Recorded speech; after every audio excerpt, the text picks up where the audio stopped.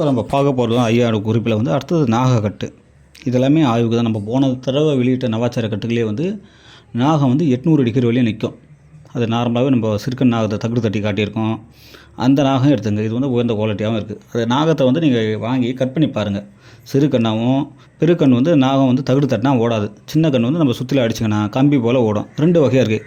கேட்மியமாக இருக்குது. நம்மளுக்கு வந்து இதில் சொல்கிறது வந்து சிறுக்கண் நாகத்தை சொல்கிறது. நம்ம கேடின்னு சொல்கிற மெட்டல் கிடையாது. அடுத்தது என்னென்னு பார்ப்போம். இந்த நாகத்தை வந்து நம்ம கட்ட நவாச்சாரம் ஏதாவது முறையில் நம்ம வீடியோவில் இல்லை வர பதிவில் நவாச்சார கட்டு போடுறேன். அந்த நவாச்சாரத்தில் வந்து உருக சொல்ல கொஞ்சம் கொஞ்சமாக கொடுத்து கிராஸ் பண்ணணும். முதல்ல கொஞ்சம் கொடுத்து உருகணும். திருப்பியும் ஒரு இடைவெளி விட்டு திருப்பியும் கொஞ்சம் கொஞ்சமாக கொடுத்து, இப்போ 35 கிராம் நாகத்துக்கு ஒரு 50 கிராம் கொஞ்சம் கொஞ்சமாக கொடுக்கலாம். இதை கொடுத்து உருகி தனியாக வந்துடும். நாகம் வந்து அதை சத்தை ஈர்த்து இது போல் முதல் ஸ்டெப்பு பண்ணிடணும். அதுக்கப்புறம் பார்த்தீங்கன்னாக்கா நம்ம தாளகம் மிருதாசிங்கி வந்து இதை சுத்தி பண்ணது எடுத்துங்க. 2த்தையுமே சுத்தி பண்ணி 1க்கு 3 பங்கு. எப்போவுமே வந்து நம்ம நாகம் ஒரு பலமுனாக்கா இது 3 பங்கு. இந்த பாஷம் இதை எடுத்துங்க. இதை நல்லா வந்து ஒரு மெழுகு போல் அரைச்சிக்கணும். நாகத்தை வந்து ஒன்று வட்டு ஊற்றிக்கலாம், இல்லை தகுடு தட்டிக்கலாம். நம்ம ஸ்கொயர் போலும் இது போல் நாகத்தை வந்து சுற்றி செய்த நாகத்தை தகுடவோ இல்லை வட்டு போல் ஊற்றி இதை வந்து நம்ம நாகத்துக்கு ஒரு பக்கத்தில் பூசி நல்லா காய வைக்கணும். திருப்பி மறுபக்கம் பூசி நல்லா கேப் இல்லாமல் வந்து கவசம் பண்ணி இது போல் பண்ணணும். நல்லா காஞ்ச உடனே மேலே சுண்ணாம்பு சீலை போட்டு புடம் போடணும் 10 விரலில். இப்படி முடியாதவங்க வந்து மணல் மறைவில் வச்சு எரிச்சிக்கலாம். அதுக்குள்ளே அந்த பாஷனம் தாளக ஈயெல்லாம் வந்து மிருதாசங்கிலையும் ஈயம் தான் இருக்குது. தாளகத்தில் இருக்க அந்த ஈயெல்லாம் நாகத்துக்கு ஏறி எவ்வளோ டிகிரி கொடுத்தாலும் புகையாமல் பிடிச்சிக்கும். அதுக்கப்புறம் பார்த்தீங்கன்னாக்கா வீரம் பூநீர் இதே போல் அதை அரைச்சி தகடு மேலே வச்சு இது போல் போடணும். அதுக்கப்புறம் பார்த்தீங்கன்னா பொன்னிமலையை கொடுக்க சொல்கிறாரு. இப்போ இந்த காலத்தில் வந்து பொன்னிமலை இல்லை, பித்தளை கலர் நிமிலை தான் வருது.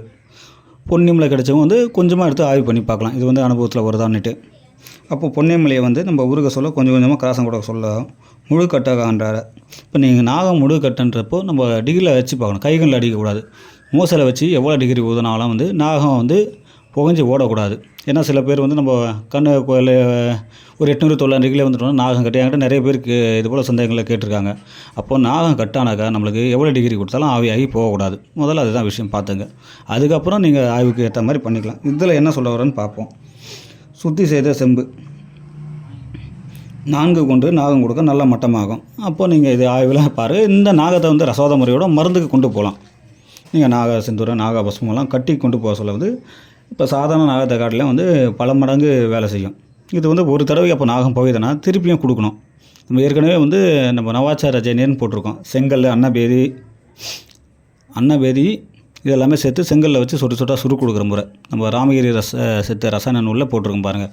அதில் வந்து பார்த்தீங்கன்னாக்கா சுண்ணாம்பு நவாச்சாரம் சேர்த்து அரைச்சி அன்னபேதி சேர்த்து பனியில் வச்சு எடுத்துக்கிற மாதிரி வரும். அந்த ஜெயநீரை வந்து இதுக்கு பயன்படுத்த சொல்ல இன்னும் சிறப்பாக வேலை செய்யும். இது ஒன்றுமே எளிய முறை தான், செய்து பயன்பெறுங்க. நன்றி, வணக்கம். சென்னையிலேருந்து பாஸ்கரன்.